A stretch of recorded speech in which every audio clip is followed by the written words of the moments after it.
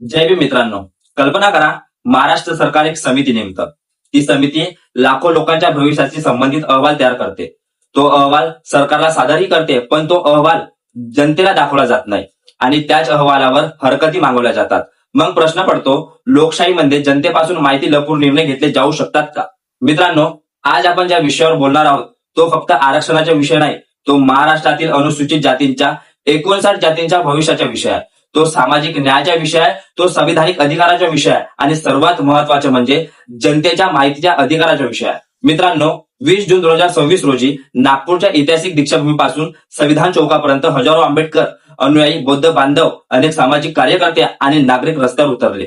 त्यांच्या हातात भारतीय संविधान होतं, निळे झेंडे होते, महापुरुषांचे फोटो होते आणि एकच मागणी होती, बदर समितीचा अहवाल जाहीर करा.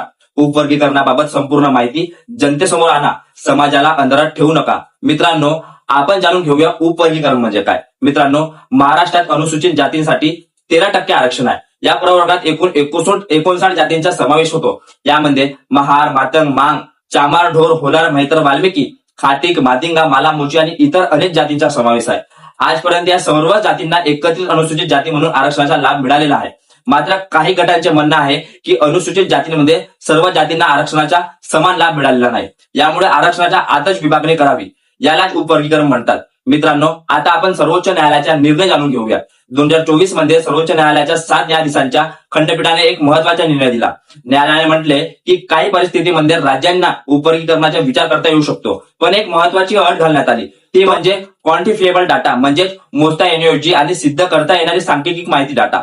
फक्त अंदाज किंवा मतांच्या आधारावर निर्णय घेता येणार नाही. मित्रांनो, या निर्णयात महाराष्ट्र सरकारने न्यायमूर्ती अनंत मनोहर बदर यांच्या अध्यक्षतेखाली समिती नेमली. बदर समिती या समितीचे काम होतं अनुसूचित जातींच्या विविध घटकांचा अभ्यास करणे, आरक्षणाचा लाभ कोणाला किती मिळाला याचा अभ्यास करणे आणि शासनाला शिफारसी करणे. आणि बदर समितीने 16 मार्च 2026 रोजी समितीने आपले अहवाल शासनाकडे सादर केले. पण मित्रांनो, इथूनच सुरू होतात प्रश्न.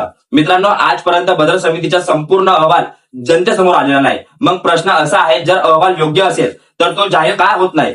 जर डेटा असेल तर तो दाखवला का जात नाही? जर समाजाच्या भविष्याचा प्रश्न असेल तर खुली चर्चा का होत नाही? मार्क्सवादी कम्युनिटीचे पक्षाचे राज्य सचिव डॉक्टर अजित नवले यांनी या प्रक्रियेवर गंभीर प्रश्न उपस्थित केले. त्यांनी म्हटले आहे, अहवाल आधी जाहीर करा, जातीनिहाय जनगणना करा, वैज्ञानिक सर्वेक्षण करा, मग त्यानंतर निर्णय घ्या. त्यांनी एक महत्वाचा प्रश्न विचारला, ज्या अहवालावर हरकती मागवल्या जात आहेत तो अहवाल उपलब्ध नसेल तर हरकत कोणत्या गोष्टीवर घ्यायची? तसंच प्रकाश आंबेडकर यांनी पत्रकार परिषदेमध्ये स्पष्ट मागणी केली, सर्वप्रथम बदर समितीचा अहवाल जाहीर करा. समितीने कोणत्या निकषावर वर्गीकरण केले, कोणत्या जातीचे प्रतिनिधित्व कमी असल्याचे सांगितले, कोणत्या आकडेवारीच्या आधारावर निकष काढले, हे सर्व समाजाला समजले पाहिजे. त्यांनी असा इशाराही दिला की हा विषय अत्यंत संवैधानिक आहे, सरकारने अतिशय सावधानगिरीने पावले उचलली पाहिजे. तसेच डॉक्टर नितीन राऊत यांनी देखील या विषयावर आपली भूमिका मांडली. त्यांच्या मते हा विषय अत्यंत संवेदनशील आहे, समाजात नवीन तणाव निर्माण होणार नाही याची काळजी शासनाने घेतली पाहिजे. मित्रांनो, उपवर्गीकरण प्रक्रियेविरोधात 65,000 पेक्षा जास्त हरकती शासनाकडे आल्याची माहिती समोर आलेली आहे. या हरकती बार्टी मार्फत शासनाकडे पाठवण्यात आल्या, पण समाजाचा प्रश्न अजूनही तोच आहे, अहवाल माहित नाही. तर हरकत कोणत्या मुद्द्यावर नोंदवायची? महाराष्ट्र अनुसूचित जाती आरक्षण उपवर्गीकरण पुनर्विलोकन समितीने सामाजिक न्याय मंत्री संजय शिरसाट यांची भेट घेतली. या समितीचे अध्यक्ष राहुल डबाडे यांनी काही प्रमुख मागण्या मांडल्या. पहिली मागणी, राष्ट्रीय जातीय जनगणना पूर्ण होईपर्यंत प्रक्रिया स्थगिती करावी. दुसरी, बदर समितीचा अहवाल सार्वजनिक करावा. तिसरी, विधिमंडळात सविस्तर चर्चा घडवून आणावी. चौथी, समाजाला विश्वासात घेऊन निर्णय घ्यावा. मित्रांनो, नागपूरचा मोर्चा हा शेवटचा नव्हता, तो सुरुवात होती. 30 जून 2026 रोजी मुंबईतील आझाद मैदान येथून विधान भवनावर घेराव आंदोलनाची घोषणा करण्यात आली. या आंदोलनामागील प्रमुख मागण्या आहेत, अहवाल सार्वजनिक करा, उपवर्गीकरण प्रक्रियेबाबत पारदर्शकता ठेवा, राष्ट्रीय जातीय जनगणना पूर्ण होईपर्यंत घाई करू नका, विधिमंडळात चर्चा घडवा. तसेच नागरिकांचे 10 प्रश्न. 1, बदर समितीचा अहवाल अजून सार्वजनिक का नाही? दुसरं, उपवर्गीकरणासाठी वापरलेली आकडेवारी कोणती? तिसरं, 59 जातींचे मूल्यांकन कसे झाले? चौथं, राष्ट्रीय जातीय जनगणना पूर्ण होईपर्यंत निर्णय का?